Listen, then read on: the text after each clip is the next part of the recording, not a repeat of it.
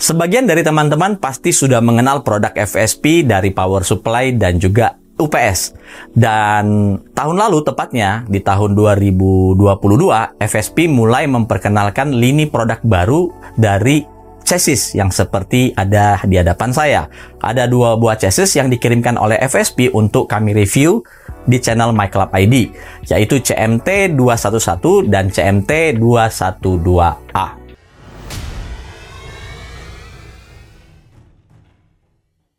Langsung saja kedua casing ini kita akan unboxing, kita akan lihat apa saja yang ada dalam paket penjualannya seperti berikut ini.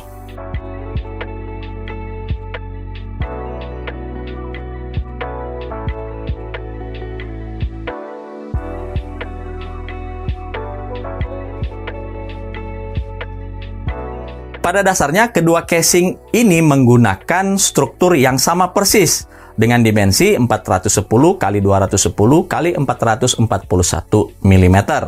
Mendukung dimensi motherboard ATX, Micro ATX, dan Mini ITX. Keduanya berwarna hitam dan juga menggunakan kombinasi bahan yang sama, yaitu SPCC atau biasa kita sebut dengan metal di bagian rangkanya, kemudian plastik di bagian depan dan bagian atas, serta tempered glass di side panel. Tentunya tanpa adanya tempered glass, sebuah casing itu belum sah disebut sebagai casing untuk gaming. Bisa dikatakan kedua casing ini sangat-sangat identik dari sisi dimensi, struktur, dan layout internalnya. Keduanya memiliki PSU shroud atau cover PSU yang juga dapat ditemukan pada kedua casingnya, lengkap dengan bukaan yang bisa menampilkan merek dari power supply. Panel depan yang menjadi pembeda paling signifikan antara kedua casing ini. Meskipun sama-sama mesh, tetapi panel depannya memiliki sedikit desain yang cukup different ya, atau berbeda satu sama lain. Keduanya memiliki fitur RGB yang difokuskan di panel depan untuk memberikan efek gaming yang lebih kental. Jadi tidak hanya tempered glass saja ya. Tersedia tombol power, tombol LED untuk mengganti efek RGB. Untuk I/O tersedia USB 3.0 ada 2 buah, kemudian USB 2.0 ada 1 buah, dan tentunya ada HD audio yang meliputi mikrofon input dan audio out. Tentunya di casing masa kini kita juga dapat dengan mudah menemukan filter debu di bagian atas, bagian bawah, dan bagian depan untuk mengurangi debu yang masuk ke dalam casing. Struktur dan layout dalam casing ini kembar, sama persis. Ada 7 slot ekspansi untuk PCI Express, terdapat kabel manajemen, dan ruang pengaturan kabel di sisi panel belakang juga disertakan.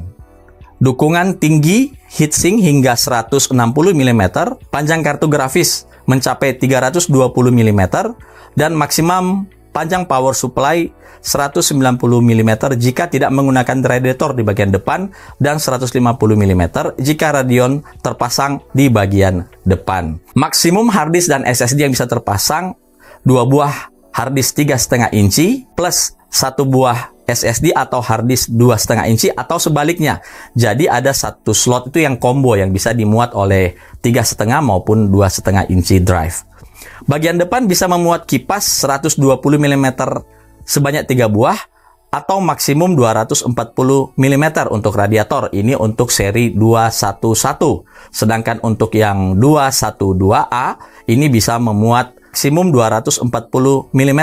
Di bagian atas kita tidak bisa meletakkan radiator, melainkan bisa memuat kipas 120 mm sebanyak 2 buah, dan di belakang bisa memuat kipas 120 mm sebanyak 1 buah. Khusus untuk CMT 212A menyertakan total 4 buah kipas 120 mm dalam paket penjualannya, dan sudah terpasang 3 buah di bagian depan dan 1 buah di bagian belakang.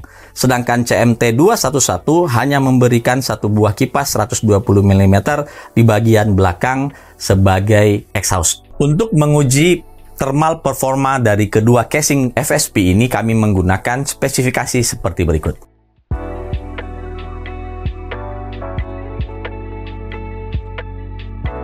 Pengalaman kami atau experience kami saat mencoba merakit PC menggunakan CMT 211 dan CMT 212A ini memiliki feeling yang hampir sama karena strukturnya sama. Karena kami menggunakan sebuah motherboard ATX yang cukup besar, dia akan mengambil hampir seluruh bagian yang ada di casing. Ya, itu tentu saja terjadi. Kemudian untuk CMT211 yang tidak memiliki kipas, kami menemukan satu hal yang sebenarnya kalau bisa dikatakan mungkin FSP bisa melakukan yang lebih baik dari ini, di mana kipas rear panelnya yang 12 cm itu masih menggunakan konektor Molex. Bukan PWM ya. Seharusnya untuk kelas casing seperti ini sudah sewajarnya menggunakan kipas yang sudah mendukung PWM. Lalu untuk CMT211 juga kami menemukan kami bisa memasangkan kartu grafis bongsor yang kami pakai GeForce RTX 3090 Aorus Extreme itu. Tetapi kita harus membuka bagian panel depannya dulu agar kita bisa memiringkan posisi dari kartu grafis sehingga bisa terpasang. Dan tentunya ini akan berakibat karena kartu grafis ini sangat besar dan ukurannya monster, ini akan berakibat pada tidak bisa dipasangnya bagian pengunci untuk ekspansi slot di belakang casing.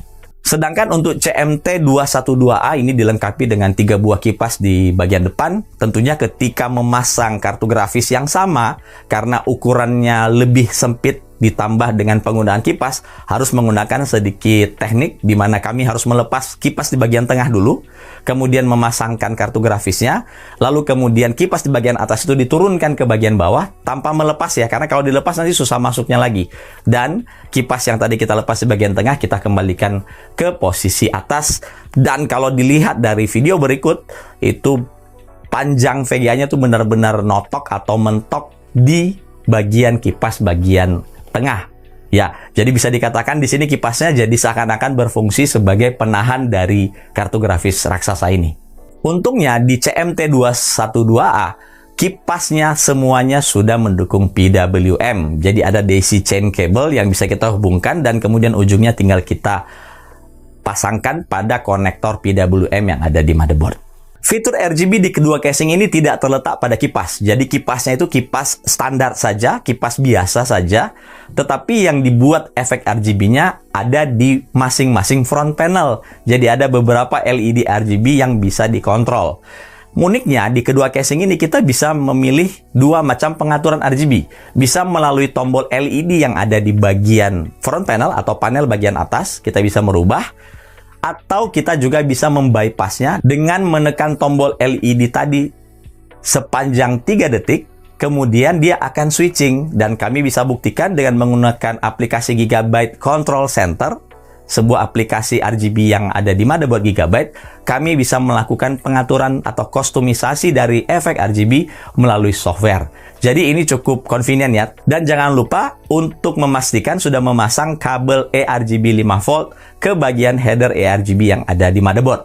Jangan sampai salah ya, karena jika terjadi kesalahan pemasangan, misalnya yang 5V dipasang 12V atau sebaliknya, itu bisa menyebabkan kerusakan pada RGB atau bisa jadi juga kerusakan pada motherboard. Untuk metode pengujian kami melakukannya sangat sederhana, yaitu pertama tentunya mengukur temperatur dalam kondisi idle. Itu kami menggunakan termometer eksternal yang kami hubungkan pada sebuah titik yang sama pada kedua casing. Ya mungkin kurang begitu tepat, tapi ini kurang lebih bisa mencerminkan berapa internal temperatur pada casing yang sudah tertutup rapat ini. Lalu satu termistor lagi kami ukur sebagai base atau suhu ambient ruangan, di mana ambient ruangan yang kami tetapkan di sini antara 24 hingga 25 derajat Celcius. Kondisi pengujian tentunya idle, kemudian game yang diwakilkan oleh 3D Mark Speedway, lalu kondisi full load di mana kami menggabungkan Cinebench R23 multicore yang kami jalankan bersamaan dengan Furmark pada resolusi 4K GPU stress. Dan hasilnya terlihat pada grafik berikut ini. Secara overall, tidak banyak perbedaan yang terjadi antara kedua casing ini, meskipun CMT212A itu memiliki 3 buah kipas sebagai intake. Tetapi kalau teman-teman perhatikan tadi di bagian depan itu ada 2 kali filter. Jadi selain dari mesh yang sudah cukup kecil, itu ada lagi filter debu ya, yang sangat rapat. Ini membuat sedikit ada blocking terhadap airflow yang ingin masuk, yang ditarik oleh si kipas untuk masuk ke dalam casing. Nah, dalam pengujian gaming juga tidak banyak terjadi perubahan, karena pada saat gaming bekerja, beban yang lebih banyak diterima oleh kartu grafis lebih mencerminkan performa pendinginan dari cooler si kartu grafis itu sendiri. Dan tentunya karena kami menggunakan prosesor Ryzen 5 7600, otomatis suhunya akan selalu berada di TG Max. Mengingat cooling yang kami gunakan juga hanya Hyper 212 Halo. Sedangkan di suhu full load, memang sedikit terjadi ada perbedaan, tapi lagi-lagi tidak terlalu signifikan. Dan ini normal saja, mengingat beban thermal yang diterima oleh kedua casing ini lebih fokus pada performa kartu grafis yang bongsor yang ada di dalamnya. Perlu kami beritahukan juga, setting dari kartu grafis yang kami pakai ini ketika suhu menyentuh di atas 70 derajat, dia akan lebih agresif berputar. Dia bisa hingga 80 hingga 100%, sehingga efek dari panas itu lebih cepat terbuang. Dan dengan putaran kipas yang tinggi, RPM yang tinggi, itu juga membantu udara panas yang ada di dalam casing untuk dikeluarkan.